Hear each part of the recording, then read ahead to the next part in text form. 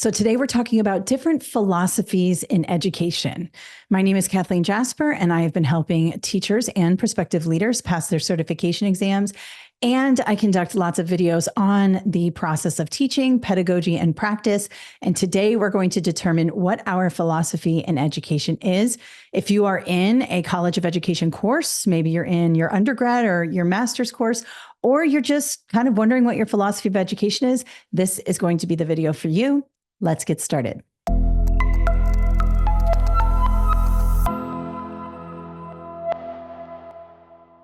So today we're going to go over 7 major philosophies in education. Now, these are not every single philosophy in education. There are more, but these are the main 7 that are talked about a lot in the College of Education and your master's program and things like that. And I find that it helps to kind of understand where we fall in these kind of general philosophies to understand why we are becoming teachers, why we are teaching. And they are very different. Just like if you look in your school building, all the teachers are very, very different. Their philosophies are different. Their life experiences are different. The teachers that they have encountered have impacted them in different ways. And so you're not going to have one perfect philosophy. There is no one better philosophy than another. They all kind of work together. And I assume that you will identify with several different philosophies. Very rarely is a person like, I am just this philosophy. I find that most teachers have a combination of some or even all of these philosophies when they become teachers. Now, a lot of this is covered in my book, Teach: A Survival Guide for New Educators. I'll link this in the description, but this book kind of covers that and more, but I wanted to go over it this week in our YouTube videos. So let's talk about the 7 major philosophies I'm going to go over today. All right, so we're going to start with the more old-fashioned, moving into more, I guess, modern, but they kind of span time. So that's not really the way you need to think about it all the time. But we will start now with perennialism. Okay, so when you think of perennialism, this is like the emphasis on classic works of literature, art. This is kind of like the philosophy that there are universal truths in education. And people who are perennialists believe that education should develop rational thought. This is sort of an old-fashioned way of thinking about education, but many of our teachers were perennialist, right? We had to read the works of Homer and Milton. I was an English major, so I remember reading Milton in college, and it was horrible at the time. But these were works that impacted me later in my life, and my perennialist English teachers in my college were right. They did impact me. Maybe not at the moment I was reading them, but certainly later on in life. This, someone who might teach math maybe understands that the foundations of math are so important in order to, have an understanding of the world, scientific concepts, universal scientific concepts. So these are like your old-fashioned teachers who are making you read those books you don't necessarily want to read, or maybe making you do long division before you learn to use a calculator, because they believe that these skills, these things are so important in order to develop as a human being. The next philosophy is essentialism. Now, this comes from the thought of like drill and practice. So definitely math teachers kind of fall in this, and it's important because with math, we have math drills and practice, right?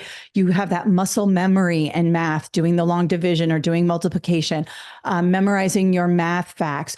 Reading as well, reading a passage, rereading a passage, writing a passage, rewriting a passage. These types of skills are really about essentialism. So it's going to focus on subjects like reading, math, science, and history. And it's very teacher-centered. And it's very like direct instruction centered. And a lot of college professors are like this as well. They stand in the front of the room. They give you the knowledge. You practice the knowledge. And again, you might say, well, that's old fashioned, and it certainly is, but we still do this in education. It's very important when we memorize math facts, when we memorize vocabulary words, when we are doing reading drills and things like that. That's all essentialism. And so it's that old school drill and practice, sort of open the brain, pour the knowledge in, and then memorize and kind of use that rote memory in order to learn. Then we get into like progressivism. And this is when Dewey kind of hits the scene. Dewey is a philosopher in education. And this is all about learning by doing. So people who are progressivists believe that students have to actually do the task. So in order to learn about science, you have to, get your hands dirty, get in there and really do the science. In order to understand math, you have to kind of be given a problem where you have to figure it out and struggle with it a little bit.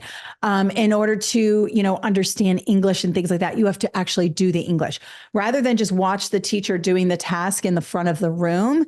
You have to participate in the act of doing the thing. Okay. So education is learning by doing, and that is progressivism. Now, the next one, which built off of progressivism, is Reconstructionism. Now, this advocates for addressing social issues in school. So people who identify with Reconstructionism focus on social, economic, and political issues. So a lot of English teachers are like this. A lot of social studies teachers are like this. The goal, though, is not to teach students what to think. It's to present the students with political issues, with, current events and things like that, and show them how to find the information. And then they determine how they feel about it. But people who are Reconstructionists believe that school is a microcosm of society and that it's very important for us to provide the foundation of students to think critically about these issues and ultimately impact the world regarding these issues. Again, it's not on any one political side. I want to be clear on that because we have a very divided country right now. And a lot of people believe that Reconstructionists are like indoctrinating students and things like that. That's not true. Reconstructionists believe that there are a lot of important social issues that must be addressed. We don't teach students how to think about this. We present them with all the facts and all of the books and information we can. We open the floor to discussion, and we allow students to engage with these political events, these political dynamics, and kind of come to their own conclusion and then go out into the world and impact the world in that way. The next is existentialism. And this is more kind of woo-woo education. People might think it's more like new age or whatever. And it's basically that the student is looking for self-expression and that education should be the foundation of that self-expression. Now, it doesn't mean that they're not learning, the basics and things like that, but ultimately we want education to help students discover who they are. And that's very abstract, right? But existentialists believe that when we read, when we write, when we discover things in science and social studies and things like that, it's all coming down to building up our self-actualization. Who are we? What are we going to give to the world? And all of that self-reflection and kind of breaking down why we think about a thing the way we think about it, or why we do the things we do, is all about education. And that's the purpose of education, is to build the self-actualization within the student. Then there's constructivism. Now, this one is pretty big now. I mean, this is the way a lot of teachers are taught now. And it has its roots in progressivism. And constructivism is that students bring, and teachers as well, bring their own experiences to the learning and the teaching. And that what results is a perspective of the world, and students kind of construct their own knowledge from what they're learning in the book, and what they're learning in school, but also what they're bringing in with them, their life experiences, the lenses through which they see the world. The same with teachers. Teachers, when they come and they stand in front of the room and they're teaching students about whatever, science, math, social studies, English, PE, anything like that, they are bringing their experiences from the world, and kind of it infiltrates the teaching and the learning at that point. So constructivism is all about believing learners construct their own understanding and knowledge in the world through their experiences and reflection. That's why there are a lot of questions on your certification exam about like reflection journals, teacher reflection, student reflection. That's all grounded in constructivism. And then another kind of little straggler philosophy here is behaviorism.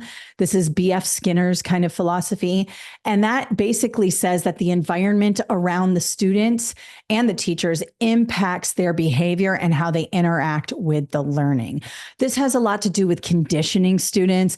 If you use a lot of routines and procedures in your classroom, which is a very good thing, you are subscribing to that behaviorism where students learn their rules and procedures. They come in, it's very orderly. And people who are behaviorists believe that if students and teachers can condition themselves to do these things, they will have a positive result based on that. Now, you might be saying to yourself, well, I'm a little bit of all of these things.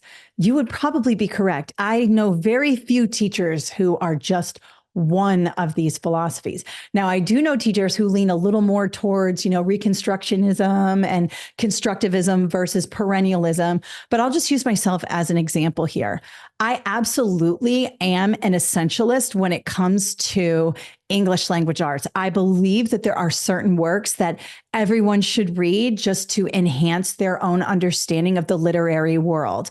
I do think that a literary canon is a good thing if it's representative of all people. A lot of times it's kind of skewed all one way, but I do believe there are certain works from the Harlem Renaissance that everyone should read. From the 1920s, everyone should read. Homer and Milton. I believe if you are going to be an English professor or an English teacher, that you should at least dabble a little bit in those works. I think it's very important, but I don't stay there. That's something that's kind of the baseline. And I believe that those things can enhance. So I will just use myself as an example. So I definitely have perennial and essentialist type views. I believe that there is a literary canon for a reason.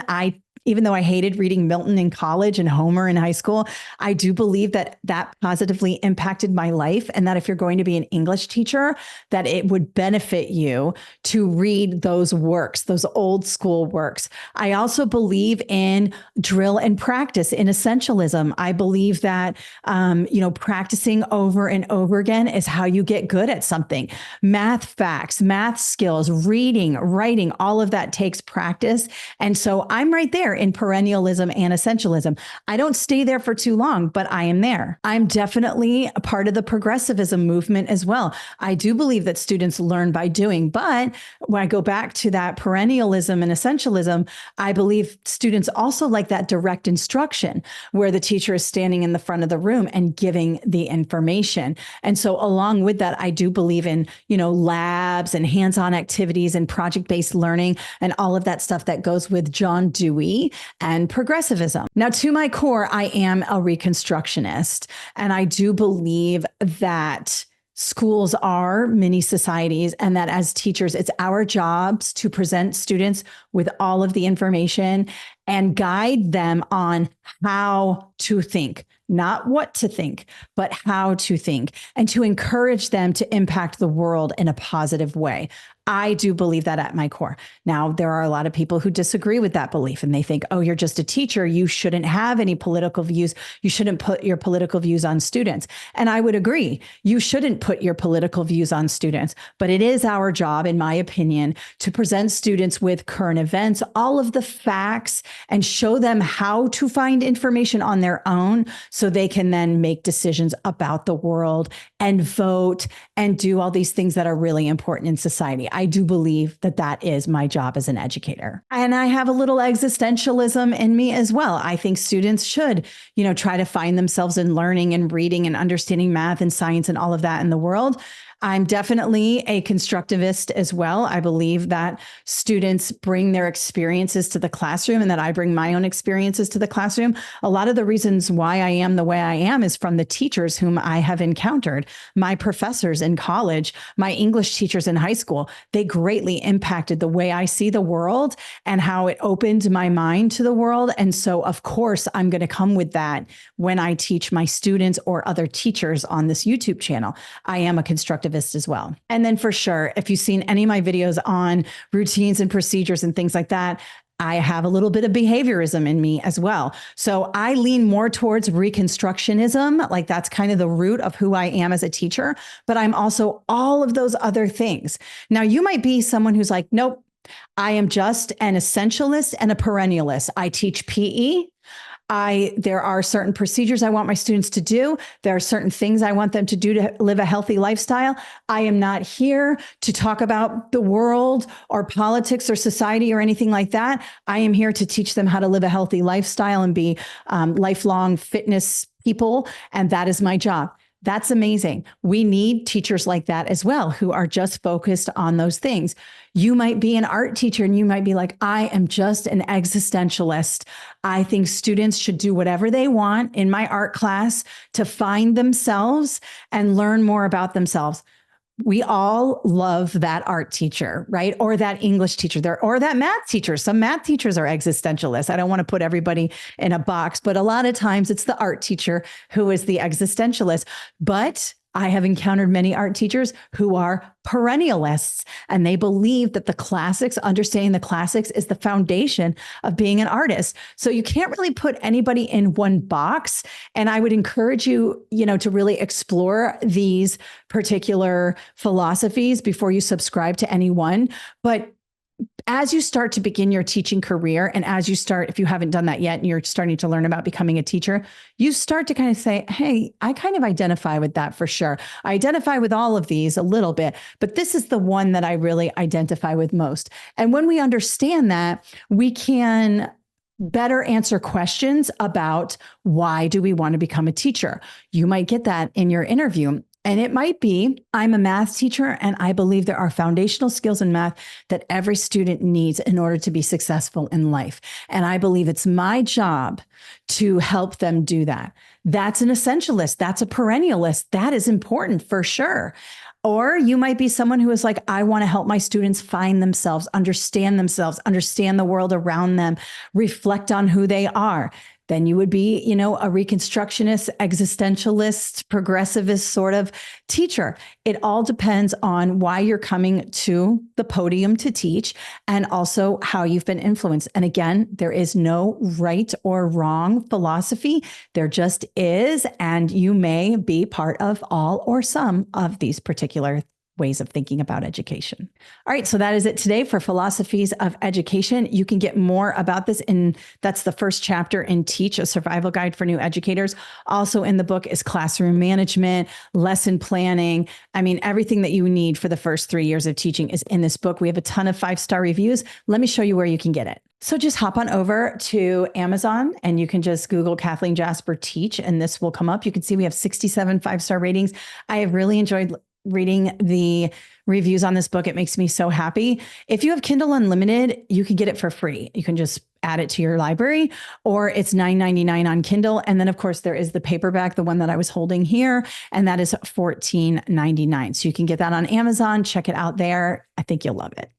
All right. Thank you so much for tuning in today. Try to figure out what your philosophy of education is. And if you're looking for more support, get that book, Teach, a survival guide for new educators. It will definitely help you. I wish you luck and have a great day.